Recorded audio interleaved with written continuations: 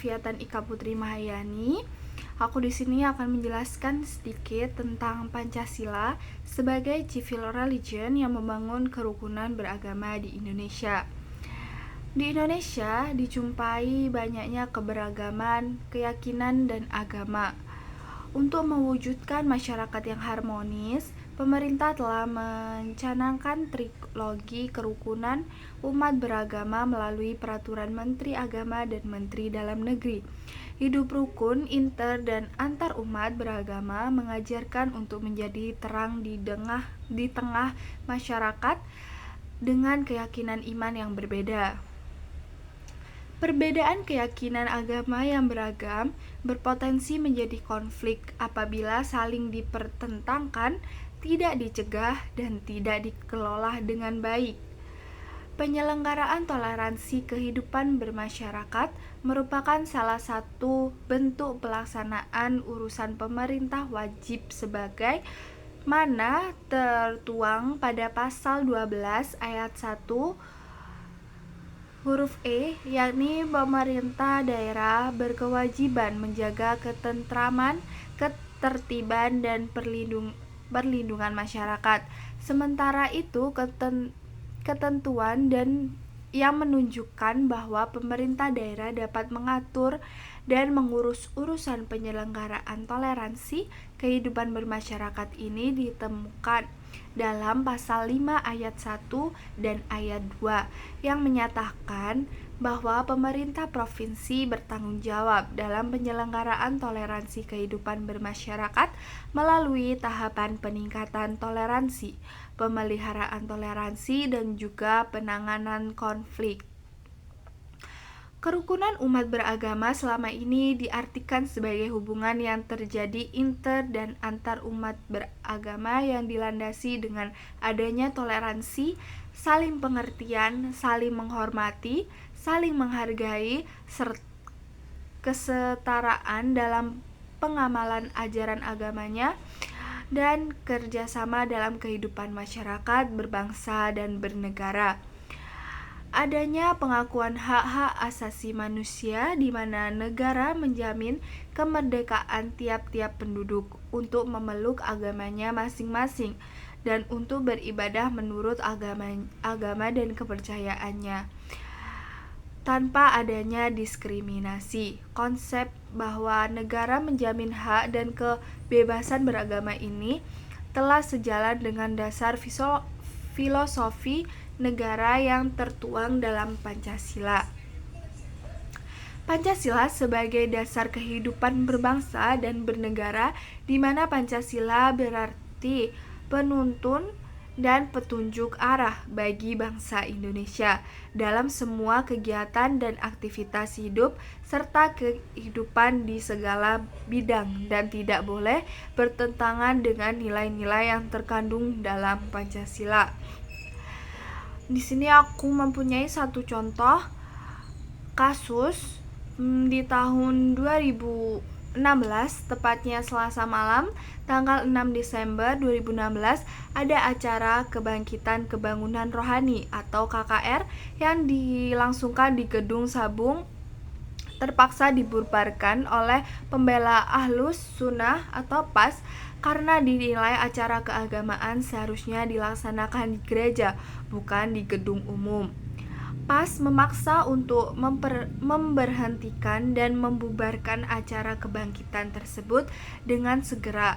Setelah itu, penyelenggara memberikan alasan ada kesalahan prosedur dalam proses kelengkapan pemberitahuan kegiatan oleh panitia KKR.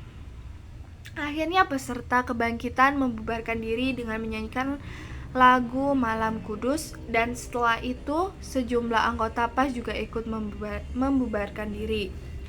Dalam aksi mereka, PAS membawa spanduk dengan tulisan masyarakat Muslim Jawa Barat meminta kegiatan KKR dipindahkan di tempat yang telah disediakan, yaitu gereja dan bukan tempat umum. Tetapi penyelenggara acara mengatakan bahwa yang dipermasalahkan adalah soal perjanjian tempat. ada salah satu peserta mengatakan bahwa sebenarnya soal perjanjian sudah dilengkapi, termasuk pemberitahuan kepada Pemda setempat dan aparat yang berwenang. Mereka menyelesaikan tindakan tersebut karena mengingat acara kebangkitan ini rutin dilakukan menjelang Natal. Laporan yang diturunkan oleh VOA belum berhasil menghubungi Wali Kota Bandung untuk meminta penjelasan lebih lanjut tentang kejadian tersebut. Namun melalui akun Instagram Wali Kota Bandung, beliau menyampaikan pesan singkat, yaitu kegiatan dilanjutkan saja, hak beragama Anda dilindungi oleh negara. Berdasarkan SKB 3 Menteri nomor 8 dan nomor 9 tahun 2006 bahwa bab tentang izin sementara pemanfaatan bangunan gedung, pasal 18 menyatakan pemanfaatan bangunan gedung bukan rumah ibadah.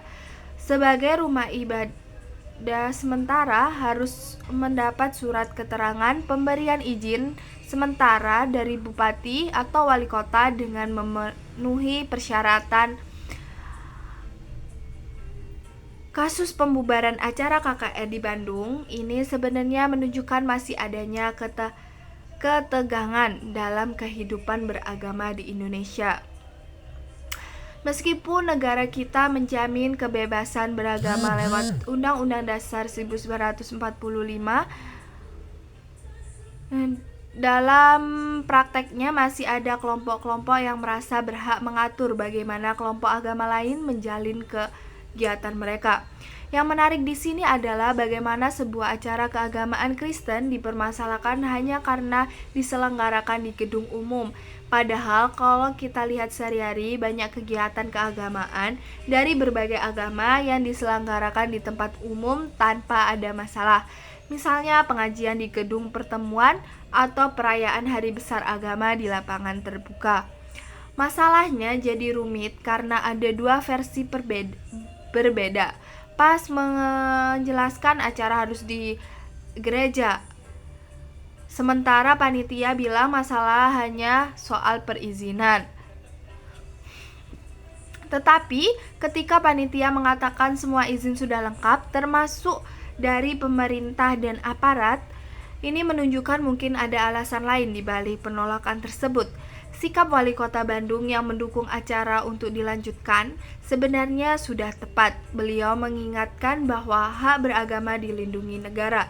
Ini sesuai dengan aturan yang ada, termasuk SKB 3 Menteri yang memang mengizinkan penggunaan gedung umum untuk kegiatan keagamaan asal memenuhi persyaratan. Yang patut diapresiasi adalah cara penyelesaian konfliknya.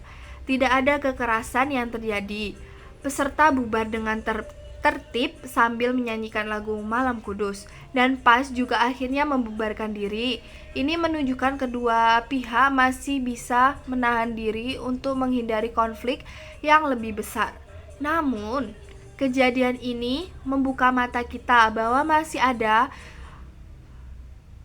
pekerjaan rumah dalam membangun toleransi beragama. Kita perlu lebih banyak dialog antar agama dan pemahaman bahwa Indonesia adalah negara yang beragam. Tidak bisa satu kelompok memaksakan pandangannya pada kelompok lain. Seharusnya pemerintah bisa lebih aktif menengahi situasi seperti ini. Misalnya dengan membuat aturan yang lebih jelas tentang penggunaan fasilitas umum untuk kegiatan keagamaan dan memastikan semua pihak memahami dan mematuhi aturan tersebut. Yang terpenting, kita perlu membangun kesadaran bahwa keragaman agama di Indonesia adalah kekayaan, bukan ancaman. Setiap kelompok agama punya hak yang sama untuk menjalankan ibadahnya selama mengikuti aturan yang ada. Toleransi dan saling menghormati adalah kunci dalam kejadian seperti ini. Tidak terulang lagi. Dari kasus ini menggarisbawahi beberapa aspek penting dalam membangun kerukunan. Jadi dari insiden di Bandung memperlihatkan pentingnya dialog dan pemahaman antar umat beragama. Meskipun situasi berhasil diselesaikan tanpa kekerasan, kejadian tersebut mengungkapkan perlunya komunikasi yang lebih baik antar kelompok agama dan prosedur yang lebih jelas dalam penyelenggaraan acara keagamaan di ruang publik. Penyelesaian damai di mana peserta membubarkan diri sambil menyanyikan Malam Kudus dan para demonstran juga mundur dengan damai, menunjukkan bagaimana situasi berpotensi konflik dapat diredam melalui sikap yang saling menghormati. Lalu, menjaga kerukunan beragama membutuhkan partisipasi aktif dari berbagai pemangku kepentingan. Pemerintah harus menyediakan pedoman yang jelas dan menegakkan peraturan yang konsisten. Pemimpin agama perlu mempromosikan toleransi dan pemahaman di antar pengikut mereka. Organisasi masyarakat sipil dapat memfasilitasi dialog dan membangun jembatan antara komunitas agama yang berbeda. Yang terpenting, warga biasa harus memberikan semangat toleransi dan saling menghormati yang tertanam dalam Pancasila. Untuk meningkatkan efektivitas Pancasila sebagai civil religion, beberapa langkah perlu diambil. Pertama, harus ada pendidikan berkelanjutan tentang nilai-nilai Pancasila dan penerapannya dalam kehidupan sehari-hari. Kedua, mekanisme dialog antar umat beragama dan resolusi konflik perlu diperkuat. Ketiga, peraturan mengenai kegiatan keagamaan harus dikomunikasikan dengan jelas dan ditegakkan secara konsisten. Yang keempat, kisah sukses kerukunan beragama perlu ditonjolkan dan dirayakan untuk memberikan contoh positif bagi masyarakat. Kesimpulan yang bisa aku ambil dari penjelasan ini yaitu peran Pancasila sebagai civil religion di Indonesia tetap krusial dalam menjaga kerukunan beragama di negara yang beragam ini. Meski tantangan ada seperti yang ditunjukkan oleh insiden Bandung, kerangka yang disediakan oleh Pancasila menawarkan fondasi kokoh untuk membangun dan memelihara harmoni antar umat beragama. Dengan memperkuat implementasi nilai dan prinsip Pancasila, Indonesia dapat terus berkembang sebagai model pluralisme agama di mana berbagai keyakinan dapat hidup berdampingan secara damai sambil mempertahankan identitas unik mereka. Jalan ke depan membutuhkan komitmen dari seluruh elemen masyarakat untuk menjadikan Pancasila bukan sekedar ideologi negara, tetapi sebagai panduan hidup dalam hubungan antar umat beragama. Melalui komitmen bersama, Indonesia dapat terus memperkuat kerukunan beragama sambil merayakan keberagamannya. Di tengah meningkatkan ketegangan agama global, pengalaman Indonesia dengan Pancasila sebagai civil religion menawarkan perjalanan berharga bagi masyarakat multikultural lain yang menghadapi tantangan serupa. Terima kasih, itu saja yang bisa aku jelaskan. Jika kalian ingin bertanya, bisa chat di kolom komentar ya. Mohon maaf jika aku salah kata. Terima kasih. Bye-bye.